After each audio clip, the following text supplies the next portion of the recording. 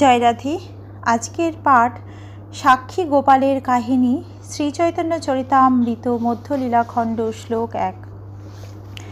পদ্মাঞ্চলঞ্জ প্রতিমা স্বরূপ ব্রহ্মণ্য দেব হি শতাহ গম্যম দেশং যজ বিপ্রকৃতে হে ধূত তেহং তাং সাক্ষী গোপালমহং নত হস্মি। যে ব্রহ্মণ্যদেব প্রতিমা স্বরূপ হয়ে ও ব্রাহ্মণের উপকারের জন্য 100 দিন চললে যে দেশ পাওয়া যায়, সেখানে অর্থাৎ মথুরা মণ্ডল থেকে বিদ্যানগর পর্যন্ত পায়ে হেঁটে গিয়েছিলেন, সে অদ্ভুত লীলাবিলাস পরায়ণ সাক্ষী গোপালকে আমি আমার সশ্রদ্ধ প্রণতি নিবেদন করি। জয় জয় শ্রী চৈতন্য, জয় নিত্যানন্দ, জয় অদ্বৈত চন্দ্র, জয় গৌর ভক্ত বৃন্দ। চলিতে চলিতে আইলা যাজপুর গ্রাম, বরাহ ঠাকুর দেখি করিলা প্রণাম। নিত্যগীত কইল প্রেমে বহুত স্তবন, যাজপুরে সে রাত্রি করিলা যাপন। কটকে আইলা সাক্ষী গোপাল দেখিতে, গোপাল সৌন্দর্য দেখি হইলা আনন্দিতে। শ্রী চৈতন্য মহাপ্রভুর জয়, শ্রী নিত্যানন্দ প্রভুর জয়, শ্রী অদ্বৈত চন্দ্রের জয় এবং শ্রী চৈতন্য মহাপ্রভুর সমস্ত ভক্তবৃন্দের জয়। চলতে চলতে শ্রী চৈতন্য মহাপ্রভু ও তাঁর সঙ্গীরা বৈতরণী নদীর তীরে যাজপুর নামক গ্রামে এসে উপস্থিত হলেন। সেখানে তারা বরাহদেবের মন্দির দর্শন করলেন এবং তাকে সশ্রদ্ধ প্রণতি নিবেদন করলেন।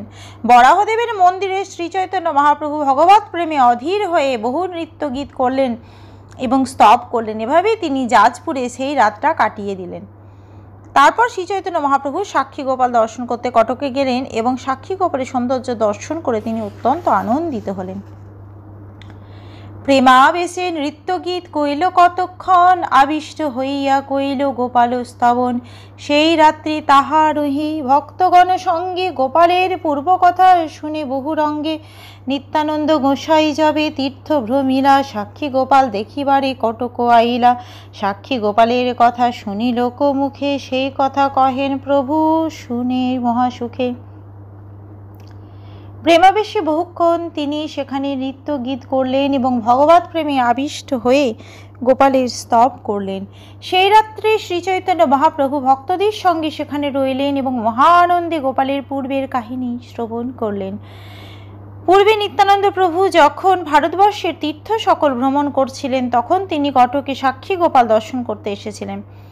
সেই সময় নিত্যানন্দ প্রভু লোকমুখে সাক্ষী গোপালের কথা শুনেছিলেন। এখন তিনি সেই সকল কথা বলতে লাগলেন এবং শ্রী চৈতন্য মহাপ্রভু মহাসুখে তা শুনতে লাগলেন। পূর্বে দক্ষিণ ভারতের বিদ্যানগরে দুজন ব্রাহ্মণ তীর্থ পর্যটনে বার হন। গয়া, বারাণসী, প্রয়াগ সকল করিয়া মথুরাতে আইলা দুহে আনন্দিত হইয়া। বনযাত্রে বন দেখে গোবর্ধন, দ্বাদশ বন দেখি শেষে গেলা বৃন্দাবন। গয়া, বারাণসী, প্রয়াগ আদি সমস্ত তীর্থ ভ্রমণ করে অবশেষে তারা আনন্দ সহকারে মথুরাতে এলেন। মথুরায় এসে তারা বৃন্দাবনের বিভিন্ন বন দর্শন করে গিরিরাজ গোবর্ধন দর্শন করলেন এবং দ্বাদশ বন দর্শন করে তারা বৃন্দাবনে এলেন। আজকের পাঠ এই অবধি। ভজ শ্রীকৃষ্ণ চৈতন্য প্রভু নিত্যানন্দ,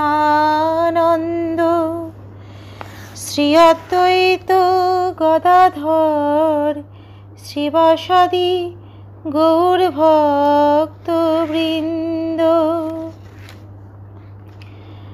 হরে কৃষ্ণ কৃষ্ণ কৃষ্ণ হরে হরে, হরে রাম রাম রাম হরে হরে। জয় রাধে জয় রাধে, জয় রাধে জয় রাধে। জয় রাধে।